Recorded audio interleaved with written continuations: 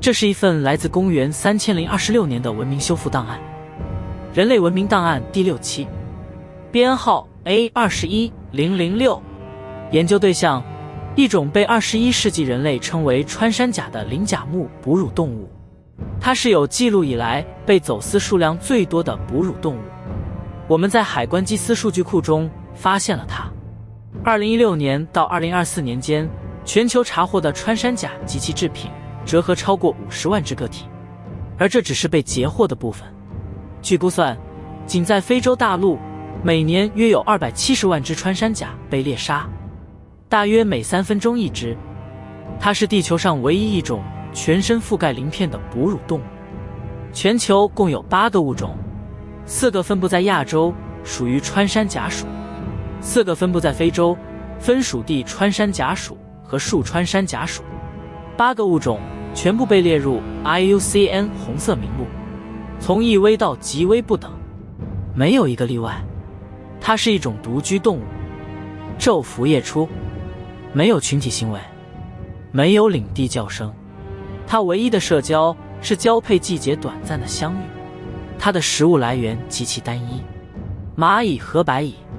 它没有牙齿，靠一条长达40厘米的粘性舌头深入蚁穴中捕食。遇到危险时，它的本能反应是蜷缩成一个球，鳞片朝外，包裹住柔软的腹部。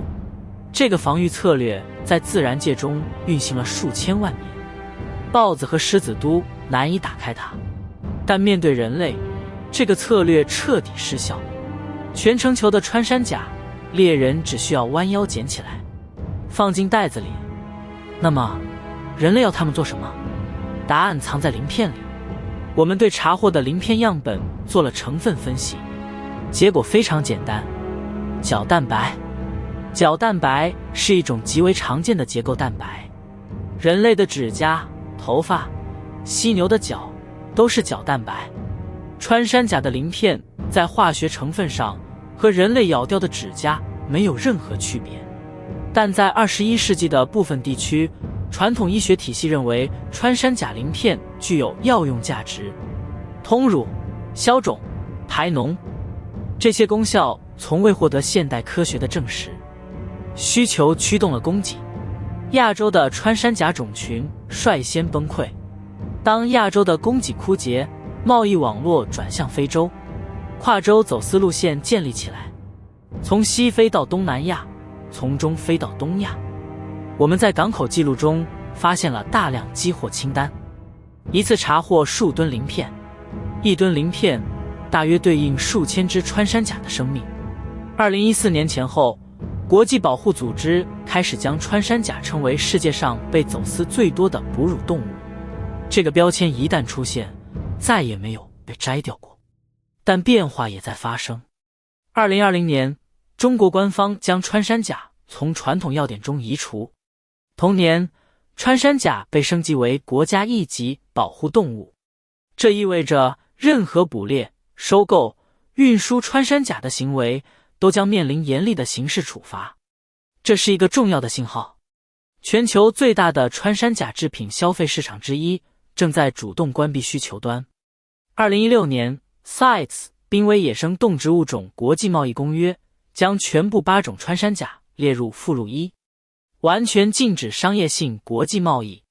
然而，禁令没有完全阻止走私，黑市价格反而因稀缺性而上升。1公斤鳞片的黑市价格在某些市场上超过了同重量的白银。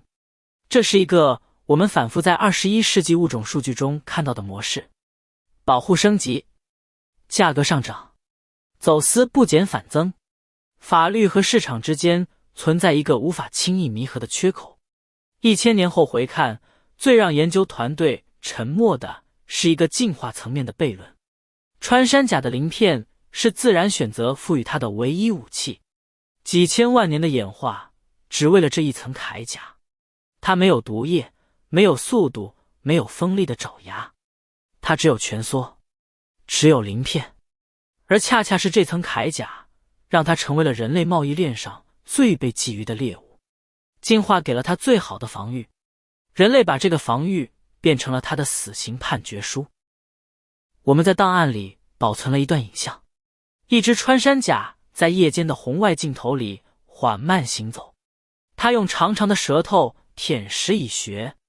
它不知道自己被拍下了，它不知道自己是世界上被走私最多的哺乳动物，它只是在活着，安静的，独自的，像他的祖先数千万年来一直做的那样。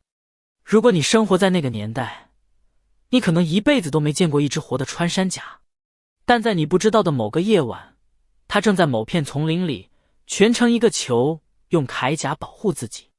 它不知道那是没有用的，